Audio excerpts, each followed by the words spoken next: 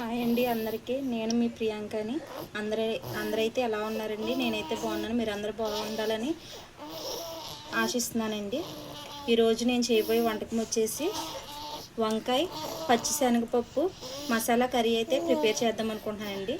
దానికి కావాల్సిన పదార్థాలు అయితే ఇగోండి, చూద్దామా. వంకాయ ముక్కలు అండి, పచ్చిమిర్చి, ఉల్లిపాయ ముక్కలు, ఒక టమాటా, కొంచెం కొత్తిమీర, అల్లం వెల్లుల్లి పేస్టు, పచ్చిశనగపప్పు అండి ఉడకబెట్టుకుని నేనైతే ఉంచుకున్నానండి. మీకు వీలు ఉంటే నానబెట్టుకోవచ్చండి, టైం లేని వాళ్ళు ఉడకబెట్టుకుని ప్రిపేర్ చేసుకోవచ్చండి. స్టవ్ వెలిగించుకుని బాండి పెట్టుకుని ఆయిల్ అయితే పోసుకున్నానండి. తగినంత ఆయిల్ అయితే పోసుకున్నాను నేను. ఆయిల్ వీటెక్కాక ఆనియన్స్ అవి వేయించుకుందాం.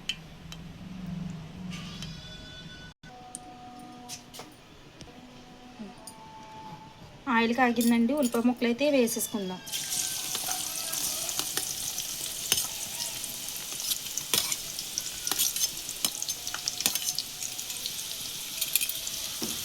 బాగా వేయించుకుందామండి.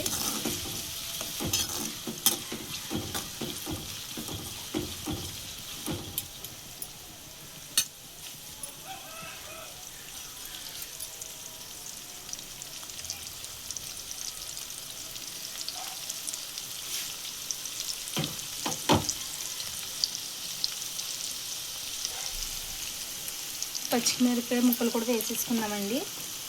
ఎప్పుడైనా ఇన్ని పచ్చిమిరపకాయలు వేసానని అయితే అనుకోవద్దండి. వంకాయ కూరకు వచ్చి పచ్చిమిరపకాయలు ఎక్కువ పడతాయి. అలాగే గోంగూర కూరకు కూడా మంచి ఎక్కువ పచ్చిమిరపకాయలు పడతాయి. కారం తక్కువ వేసుకోవాలండి. అప్పుడు మసాలా కర్రీకి వంకాయ పచ్చిమిరపకాయలు ఎక్కువ వేసుకుంటే బాగా టేస్టీగా ఉంటుందండి.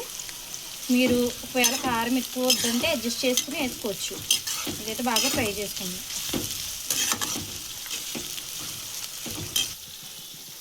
ఉల్లిపాయలు పచ్చిమిరపకాయలు అయితే వేగిపోయినాయండి.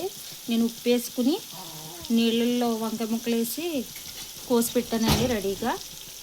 ఈ ముక్కలు అయితే ఇప్పుడు వేసేసుకుందాం. ఉప్పు వేసుకోకపోతే వంకాయ ముక్కలు అనేవి కంటకపోతాయండి. ఉప్పు వేసుకోవాలి ఎప్పుడు. కొంతమందికి తెలియచ్చు, కొంతమందికి తెలియకపోవచ్చు. తెలియని వాళ్ళ గురించి అయితే చెప్తున్నానండి. అయితే వేసేసుకున్నాం కదండి. ఇప్పుడు మనం ఉప్పు అయితే వేసేసుకుందాం, తగినంత ఉప్పు.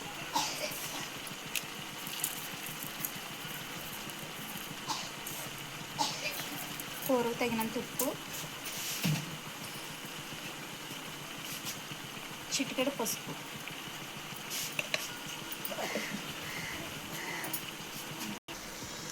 ఉప్పు పసుపు అయితే వేసేసుకున్నాం కదండి. ముక్కలు బాగా మగ్గనివ్వాలి. మూత అయితే పెట్టేసుకుందాం. వంకాయ ముక్కలు అయితే మంచిగా మగ్గినాయండి. ఇంకో 5 మినిట్స్ మగ్గనిద్దాం. టమాటా ముక్కలు అయితే వేసేసుకుందాం. ఇప్పుడు టమాటా ముక్కలు అయితే వేసేసుకుందాం. 2 మినిట్స్ మగ్గనిద్దాం. టమాటా ముక్కలు వేసి 2 మినిట్స్ అయితే మగ్గనిచ్చి మంచిగా ఫ్రై చేసుకుందాం. టమాటా ముక్కలు వంకాయ ముక్కలు అయితే బాగా మగ్గనిద్దామండి. 10 నిమిషాలు అయితే మగ్గనిద్దాం. బాగా మంచిగా కొద్దిగా అయితే మగ్గిందండి. కొంచెం అల్లం పేస్ట్ అయితే వేసుకుందాం. వేసుకుని మంచిగా ఫ్రై చేసుకుందాం. అల్లం పేస్ట్ వేసుకుని బాగా ఫ్రై చేసుకున్నానండి. ఇప్పుడు మూత పెట్టుకుని 5 మినిట్స్ మగ్గనిద్దాం. చక్కగా అయితే మగ్గిందండి. 5 మినిట్స్ అయితే మగ్గనిచ్చుకున్నాం కదా. చాలా బాగా అయితే మగ్గింది మనకి. ఇప్పుడు కారం అయితే వేసేసుకున్నాం. పచ్చిమిరపకాయలు ఎక్కువ వేసుకున్నాం కదండి. కారం చాలా తక్కువ వేసుకోవాలి. నేను 1.5 స్పూన్ అయితే వేసుకున్నాను. మీ తగినంత అయితే మీరు వేసుకోవచ్చు. కారం వేసుకున్నాం కదా, బాగా ఫ్రై చేసుకున్నాం. ముందుగా ఉడికించుకున్నాం కదండి పచ్చిశనగపప్పు, ఇదైతే వేసేసుకుందాం కూరలో.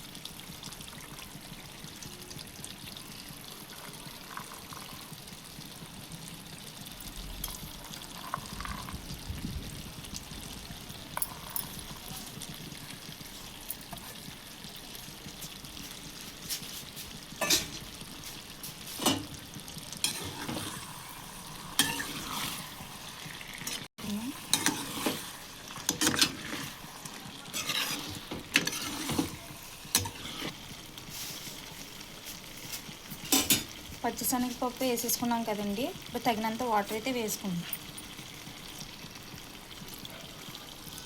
కొంచెం వాటర్ వేసుకుందాం.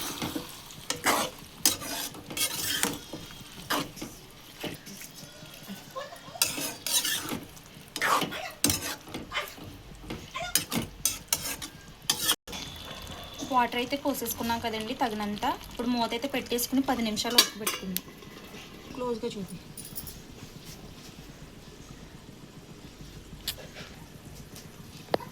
ఇందాక కావలసిన పదార్థాల్లో నేను మసాలా చెప్పడం మర్చిపోయానండి.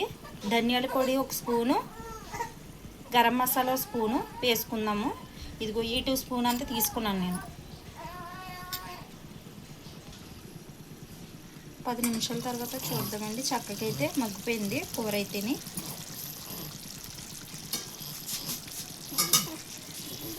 ఒకసారి అయితే తిప్పుకుందాము.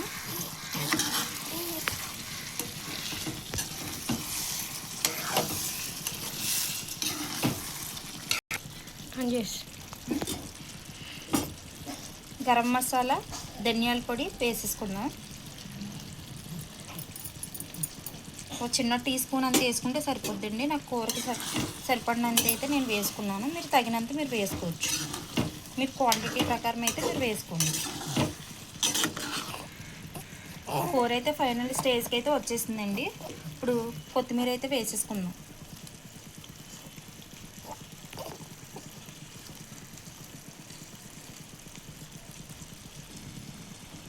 కొత్తిమీర అయితే వేసేసుకున్నాం కదండి. ఒక 2 మినిట్స్ మూత పెట్టుకుని మగ్గనిద్దాం. కొత్తిమీర అయితే వేసేసుకున్నాం కదండి. చక్కగా కూర అయితే రెడీ అయిపోయింది. ఆల్మోస్ట్ అయితే అయిపోయింది. వంకాయ మసాలా కర్రీ అయితే రెడీ అయిపోయిందండి. చూడడానికి ఎంత బాగుందో చూడండి. మీరు కూడా ఒకసారి ఇలాగైతే ట్రై చేయండి. ఇంకా స్టవ్ అయితే ఆపేసుకుందాం. నా ఛానల్లో చూసిన వాళ్ళందరికీ థ్యాంక్ యూ సో మచ్ అండి. నన్ను ఇలాగే సపోర్ట్ చేయండి. మన ఛానల్ వచ్చేసి ప్రియాంక మన ఇంటి విలేజ్ చెఫ్ అండి. లైక్ చేయండి, షేర్ చేయండి, కామెంట్ చేయండి.